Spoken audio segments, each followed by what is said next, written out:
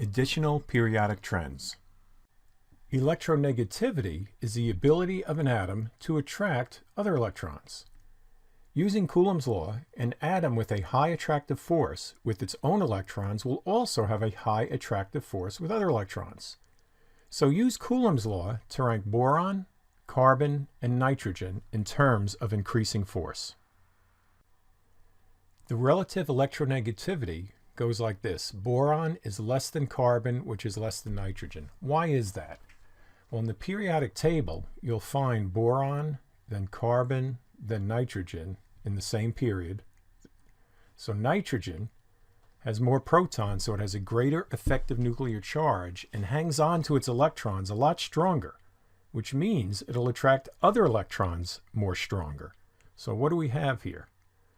Electronegativity will exhibit the same trends as ionization energy, because in this case nitrogen holds on to its electrons greater than carbon, which holds on to it greater than boron.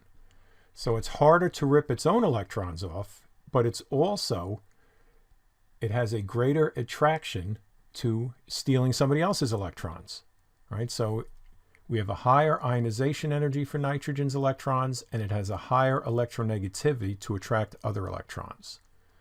So electronegativity will decrease when moving from the top to the bottom, so it decreases that way, decrease, but it increases this way from left to right.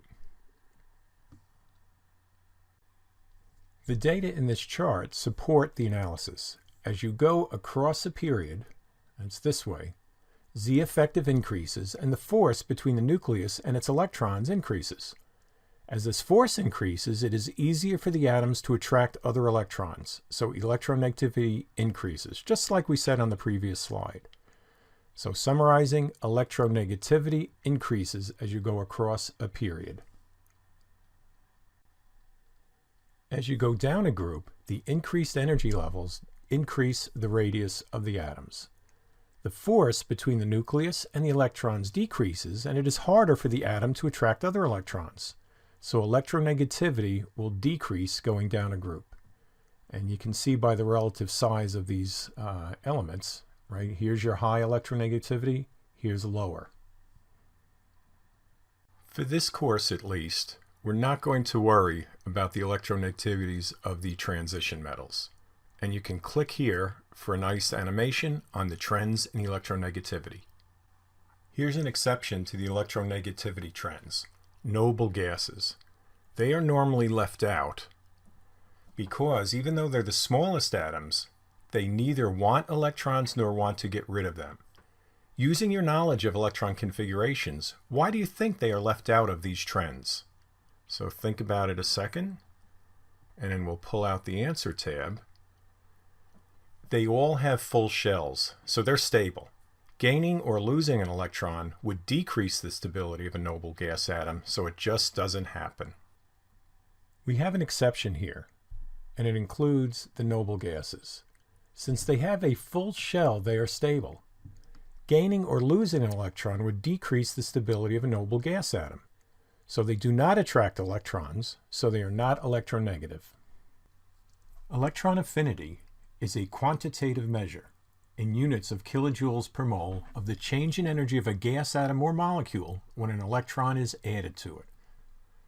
The addition of the first electron, which will create a negative ion, releases energy. The electron affinity is negative. Further additions of electrons typically result in the atom or molecule gaining energy. While similar in some ways to electronegativity, it is not the same thing.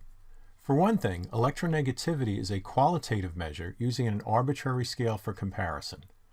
For another, while the trends are similar, they are not as well defined for electron affinity as for electronegativity. In general, electron affinity has the same periodic trends as electronegativity. Both will increase when moving to the right or towards the top of the periodic table. Neither apply to ideal gases. However, as you can hopefully see on the next slide, the trends are not consistent. So without being provided quantitative information, it's hard to generalize about the relative electron affinity between two atoms or molecules. If asked, the only answer would be to use the trends of electronegativity. Note the many exceptions to the trend of increasing in affinity moving to the right or up the table. Okay, so you start right from here, and right away you start getting weaker as opposed to getting stronger. And then here, it's hard to see right there, it goes from less to more to less, just between aluminum, silicon, and phosphorus. So the trends aren't really that clear, certainly not as clear as they are for electronegativity. For a metal to conduct electricity or heat, it needs to have electrons that are free to move through it, not tightly bound to a particular atom. The metallic character of an element is a measure of how loosely it holds on to its outer electrons. The metallic character of an element is inversely related to its electronegativity. On the periodic table, metallic character will increase as you go from right to left across a row and from top to the bottom of a column. Here's a summary of our trends. Please note that ionization energy and electronegativity follow the same trends, and also atomic radius and the metallic character. Electron affinity sort of follows electronegativity, but there are many exceptions.